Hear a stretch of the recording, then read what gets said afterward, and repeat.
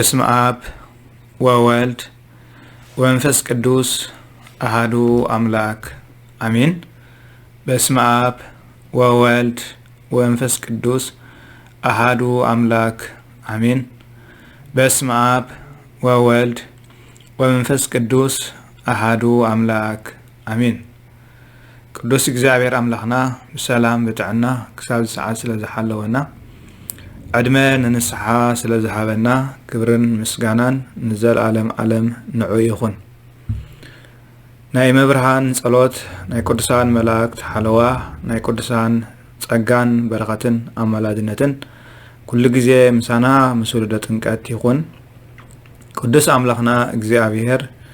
ሕጂውን ብጥዕና ብህይወት ኣጽኒሑ ቃሉ ክንዘራረብ ቃሉ ክንሰምዕ ስለዚህ ፈቀደልና ክብርን ምስጋናን ንዑ ይኹን። ራይም በዓር ሎሙን ከም ፈቃድ እግዚአብሔር አምላኽና እግዚአብሔር ብህይወት ኣጽኒሑ ክሳብ ሰዓት ስለዝሓለወና ሕጂውን ምስ ኩሉ ሓጢኣትና ቃሉ ክንዘራረብ ቃሉ ክንሰምዕ ስለዚህ ፈቀደልና ብልሳን ኩሎም ፍጥረታቱ ዝኸበረን ዝተመስገነን ይኹን። አሜን። ዝኸበረን ዝተመስገነን ይኹን። ናይ ሎሚ ኣርእስትና ከም ፈቃድ እግዚአብሔር አምላኽ ሒዝናዮ ዘለና ወቅቲ ሒዝናዮ ዘለና ግዜ ጾም ከም ምዃኑ መጠን ጾም ብጾም ከዓ ጎይታናን ኣምላኽናን መድሓኒናን ኢየሱስ ክርስቶስ ባዕሉ ጸይሙ ዝረኣየና ነቲ ኣምላኽና ዝጾመ ጾም እንጾመሉ ዘለና ዓብይ ጾም እዩ። ዓብይ ጾም መበሊኡ ምክንያት ብብዝሒ መዓልታት ዘይኮነስ ባዕሉ እቲ ንዓለም ዝፈጠረ መድሓኒ ዓለም ኣማኑኤል ጎይታናን ኣምላኽናን መድሓኒናን ኢየሱስ ክርስቶስ ስለ ዝጾሞ እዩ። ብዝሒ ናይዚ ዓብይ ጾም 55 መዓልቲ ክኸውን ከሎ ዝነውሐ ግዜ ኣይኮነን። ዝነውሐ ግዜ ንጾሞ እኳ ደኣ ኩሉ ግዜ ብዘይካ ዘመነ ትንሳኤ ዓርብን ሮብዕን ኣብ ቅዱስ ቤተ ክርስቲያን ኣሎ። ስለዚ እምበኣር እዚ ዓብይ ጾም ጎይታናን ኣምላኽናን መድሓኒናን ኢየሱስ ክርስቶስ ዝጾሞ ጾም ከም ምዃኑ መጠን ዓብይ ጾም ተባሂሉ ይጽዋዕ። ስለዚ እምበኣር ዘለናዮ ወቕቲ እውን ዓብይ ጾም እዩ እሞ ብዛዕባ ጾም ኣመልኪትና እግዚአብሔር ኣምላኽ ኣብ ማእከልና ተረኺቡ ከነቓቕሐናን ክምህረናን ናቱ ቅዱስ ፈቃድ ይኹን። ሎሚ እውን ከምቲ ዝሓለፈ ብዛዕባ ጾም ኢና ክንርኢ። ናይ ሎሚ ኣርእስትና እምበኣር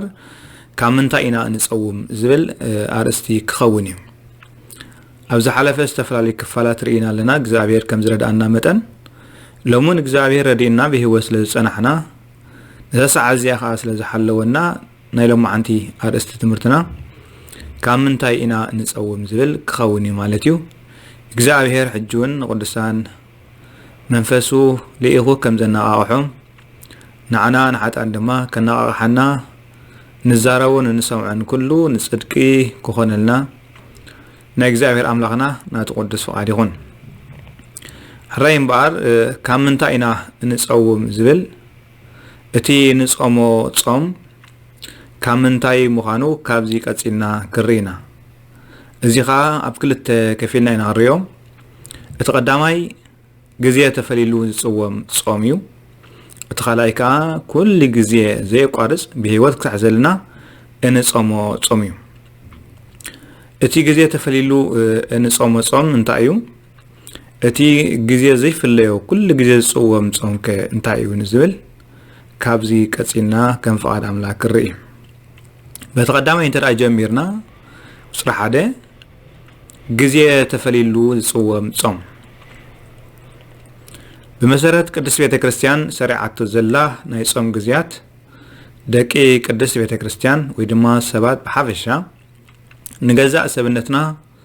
ካብ ፈተና ዲያብሎስ ነፃ ንምግባር ብትእዛዝ ኣበ ነፍሲ ወይ ድማ ብትእዛዝ ኣበ ንስሓ ዝግበር ጾም እዩ። ስለዚ እቲ ግዜ ተፈሊሉ ዝጽወም ጾም ቅድስት ቤተ ክርስቲያን መዓልቲ ቆፂራ ግዜ ሰሪዓ ብኣዋጅ መልክዕ እትነግረናን እትእዘናን ንሕና ደቂ ቅድስት ቤተ ክርስቲያን ከዓ ንጾሞ ክኸውን ከሎ እቲ ካልኣይ ከዓ ወይ ድማ እቲ ኣብዚ ውሽጢ ግዜ ተፈሊሉ ዝጽወም ጾም ከምቲ ኣብ ዝሓለፈ ክፋላት ዝረኣናዮ እቲ ናይ ግሊ ጾም ተባሂሉ ዘሎ እዩ። እዚ ከዓ ሓደ ሰብ ናይ ስጉኡ ነገር ኣብ ትሕቲ ነፍሱ ንምግዛእ ብገዛእ ድሌቱ ቅዱስ ቤተ ክርስቲያን ብስርዓቱ ስርዓት ከምኡ ከዓ ኣበ ነፍሲ ወይ ድማ ናይ ንስሓ ኣቦ ናይ ጾም ቆነና እንተዳሂብዎ ዝፍጸም እዩ ግዜ ተፈሊሉ ጾም እቲ ናይ ግሊ ጾምን ናይ ኣዋጅ ጾምን እዩ ቅዱስ ልበ ኣምላኽ ዳዊት ኣብ ግዜ ጾም ወይ ድማ ቅዱስ ልበ ኣምላኽ ዳዊት ብዛዕባ ጾም ክዛረብ ከሎ ብጥሜት ኣብራኸይ ጠለመኒ ሰብነተይ ከዓ ዓበረ ይብል መዝሙር ዳዊት 109 ፍቕዲ 24 ከምኡ ከዓ ነቢ ዳንኤል ኣብ ትንቢተ ዳንኤል ምዕራፍ 10 ፍቕዲ 2 ክሳብ ፍቕዲ 3 በቲ ግዜቲ ኣነ ዳንኤል 3 ሰሙን ሙሉእ ሓዚነ ነበርኩ እተን 3 ሰሙን ክሳዕ ዝውድኣ ከዓ ጥዑም መባልዕ ኣይበልዓኩን ስጋን ወይንን ኣብ ኣፈይ ኣይእተኹን ዘይትውን ኣይተለኸኹን ይብል ስለዚህ እምበር እዚ ዓይነት ጾም እዚ ብዝተፈላለየ ኣጋጣሚ ምስ እግዚኣብሔር ኣምላኽ ንምዝርራብ ምስ እግዚኣብሔር ኣምላኽ ንምርኻብ ስጋው ድሌታትና ንምግታሕ ሓዘን ኮነ ሽግርን መከራን እንተዳ ኣጋጢምና እውን ብውልቂ ይኹን ብሓባር ካብ ኣምላኽና ካብ እግዚኣብሔር ፍታሕ ካብ እግዚኣብሔር ኣምላኽ ምሕረት ንምርካብ ተባሂሉ ዝፅወም ጾም ብሓፈሻ እቲ ናይ ውልቂ ኮነ እቲ ናይ ቅዱስ ቤተ ክርስቲያን ተም 7 ዓመት ብኣዋጅ መልክዕ ትነግረና ጾም እዚ ግዜ ተፈሊሉ ዝፅወም ጾም እዩ ብዛዕባ እዚ ግዜ ተፈሊሉ ዝፅወም ጾም ኣብ ዝሓለፈ እውን ናይ ግልን ናይ ኣዋጅን ኣጽዋማት ኣብ ቅዱስ ቤተ ክርስቲያን ኢልና ርኢናዮ ስለ ዝነበርና ነዚ ዝምልከት ኣብቲ ዝሓለፈ ክፋላት ተመሊስና ክንሪኦ ኣብቲ ዝሓለፈ ክፋላት ክንሰምዖ ጽቡቕ እዩ ንሕጂ ግና ግዜ ተፈሊሉ ዝፅወም ጾም ከምቲ ዝተባህለ እቲ ብኣዋጅ ዝንገር 7 ኣጽዋማት ከምኡ ካብ ዝተፈላለየ ኣጋጣሚ ቅዱስ ቤተ ክርስቲያን ጾም ትእውጀሉ ኣጋጣሚታት እንተተፈጢሩ እቲ ካልኣይ ከዓኒ እቲ ናይ ውልቂ ወይ ድማ ናይ ግሊ ጾም ተባሂሉ ዝጽዋዕ እዩ እቲ ካልኣይ ምድብ እንታይ እዩ እንተተባሂሉ ኩሉ ግዜ ዘይቋረጽ ጾም እዩ ልዕል ኢልና ከም ዝበልናዮ ወይ ድማ ቅድም ኢሉ ከም ዝተባህለ ግዜ ተፈሊሉ ዝፅወም ጾም ኣሎ እቲ ካልኣይ ግን ኩሉ ግዜ ዘይቋረጽ ጾም እዩ ብህይወት ክሳዕ ዘለና ኩሉ ግዜ እንጾሞ ጾም እዩ ኩሉ ግዜ ዝፅወም ጾም ዳ ከመይ ዓይነት ጾም እዩ ዝብል ሓሳብ ክመፀና ክእል ኸውን እዩ ነገር ግን ኩሉ ግዜ ዘይቋረጽ ጾም ኣሎ እዚ ኩሉ ግዜ ዘይቋረጽ ጾም እንታይ እዩ ዝብል ካብ ዝቐፂልና ኢና ንሪኦ ደቂ ሰባት ካብ ድኻም ዝተላዕለ ጾም ክበሃል ከሎ ካብ መብልዕን መስተን ምኽልካል ከምኡ ከዓ ኣብ ዝተወሰነ ግዜ ንዝተወሰነ ገደብ ግዜ እንጾሞ ጾም ጥራሕ ይመስልና እዩ ስጋው ድሌታትና ስለ ዝብርትዓና ዝያዳ ነፍስና ንስጋና ስለ እንግዝእ ናይ ስጋ ድኻም ስለ ዘለና ስጋውያን ስለ ዝኾንና ስጋውነት ስለ ዝስዕረና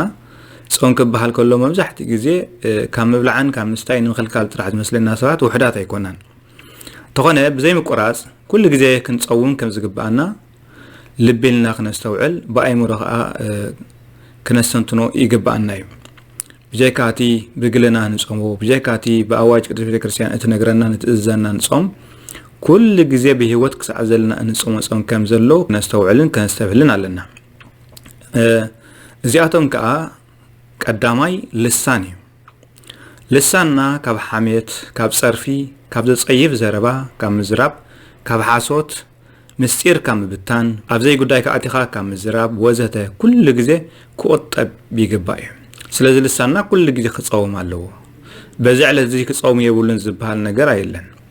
ልሳንና ኩሉ ግዜ ብህይወት ክሳዕ ዘለና ሕማቕ ካብ ምዝራብ ክኽልከልን ክእገድን ክጸውምን ከም ዘለዎ እዚ ምስቲ ኩሉ ግዜ ዘይቋርጽ ጾም እዩ እቲ ካልኣይ ከዓ ዓይኒ እዩ ዓይንና እውን ኩሉ ግዜ ብህይወት ክሳዕ ዘለና ጠሚትና ናብ ዝሙት ናብ ስርቂ ትምኒት ካብ ምእታው ኩሉ ግዜ ዓይንና ክጸውም ኣለዎ ሳልሳይ ኢድ እዩ ወይ ድማ ኢድና እዩ ሰብ ካብ ምህራም ሰብ ካብ መቕታል ካብ ምስራቅ ሕማቕ ካብ ምጽሓፍ ዘይቁኑዕ ካብ ምፍራድ ሰባት መሪዝና ካብ መቕታል ብገዛኢና ካብ ምስካር ጉቦ ካብ መሃብን ካብ መቕባልን ከምዚኦም ዝኣመሰሉን ካልኦትን ኢድና እውን ኩሉ ግዜ ብዘይ ምቁራጽ ክጸውም ኣለዎ ነዚ ግዜ ፈሊኻ ዝጽውም ነገር ኣይኮነን ስለዚ ልሳንና ግዜ ፈሊና ኣይንጸውምን ዓይንና ግዜ ፈሊና ክጸውም ኣይግብኦን ኢድና ግዜ ፈሊና ክጸውም ኣይግብኦን ስለዚ ኩሉ ግዜ ክጸውም ዝግብኦ ኣካላት እዚ እዩ ከምኡ ከዓ እግሪ እዩ ወይ ድማ እግርና ከዓ ኩሉ ግዜ ናብ ዝሙት ናብ ስኽራን ናብ ስርቂ ናብ ቅትለት ናብ ቤት ሓሜት ናብ ቆይቂ ናብ ዝተፈላለዩ كابتي كاب أملاخ كفلنا زغل حماق نجرات كام متجبر إجرناون كل جزء كسأوم يقبوه تنام ودأت خا حلنا نايو حلنا أوش إسسرته صبقن حماقن صبق كاب حماق أخاب صبقن فللو أملاخ ذهبنا زي سلازخنا بقار سناين بحزبل انت راح نحاسبه لي يقبايو سلازي حلنا كام من كنينت كاف كنات كاف تعبيت كاف جهرة كاف فخرة كام فخنان وزته كل جزء بزي مقرات مسام يدليه مالتي سلازي كم تستبه عليه اتي نصوم وصوم ويدما كام انتينا نصوم نزبل تقدامي جزء فلينا ساعات فلينا معات فلينا نصوم وصوميو أوشتو ناي قلنا أواجن تباهيلو سواء اتخلاي كا جزية زي فليو معالت زي فليو زمننا ملو نصومو صوميو مالتي سلازي لساننا خصوم مالو عيننا خصوم مالو اقرنا خصوم مالو حلنا خصوم مالو أكلاتنا كله كصوم مالو ازي تصوم أكل ازي سبنت ازي كل جزية معالتن جزية فليخا تصومو زي كونس كل جزء معالتن ساعتن زي فليلو كل جزء خاص صومي مالتي سلازي سب بحلنو كل جزء صوم مالو كابزي حتيات كام مسرح كصوم مالو بإجرو كل جزء صوم مالو ناب زموت ناب سخران ناب سرقي ناب قتلت ناب بيت حميت ناب قيقي ناب شارع ناب استفلالي نجر كام مخاد إجرنا قطب كصوم مالو إيدنا كام مسرع سب كام مهران سب كام مقتل قبه كام مها قبه كام مقبل كفوق هم مصحف كفوق هم فرد كابزي زعم مثل النجارات إيدنا ون كقطب الله عيننا كفوق هم رأي إذننا كفوق هم مسمع عفنا لساننا كفوق هم زراب كل جزء كصوم الله مالتي سلازي زياتهم يوم سمنا الوقت كابد خام مثل عليه سجاوين كم مغنى متن زعاب العلم زعم السن مسام راح مثل الناس بزحاس لزخنا تم نفلت أصبو تم زي فلتنا يجنا كابلومي جميرنا زي مستقصنا يوم نجارات كل جزء كصومو زجبوهم ودما كل جزء كنصوم كم زجبانا زنقرنا يوم جزاء أملاخنا كل جزء حلنا حما كم مسرح حما كم حساب إغرنا ناب حما كم غاد إدنا حما كم تكبر لساننا حما كم زراب إذننا حما كم اسمع عيننا حما كم رأي حاتياتن رخصتن كم ستاف زيم سبناتنا زيوم ويدما زين كفالات أكلاتنا زيوم كل جزء نعملاخ بهزبل نعملاخ دزبل كحتى زرحقه كفرقس استفلي كوينهم كنبرو جزابير أملاخ دما حيلن تبابن كهبنا ناتقدس فؤاد يخون نجزابير أملاخنا بسبناتنا خنا خبرو ناي قدس دنجل مريم عملادنت ناي قدسان ملائكت حلوة ناي قدسان صولتن رديتن مسكولاتنا حزب كريستيان يخون نزمهرنا نزجسسنا نزصنان عنا እግዚአብሔር አምላክና بلسان كلهم ፍጥረታቱ ክብርን ምስጋናን ይብስሐዮ ስብሃት ለእግዚአብሔር ለወላዲተ ድንግል ወለመስቀሉ ክቡር አሜን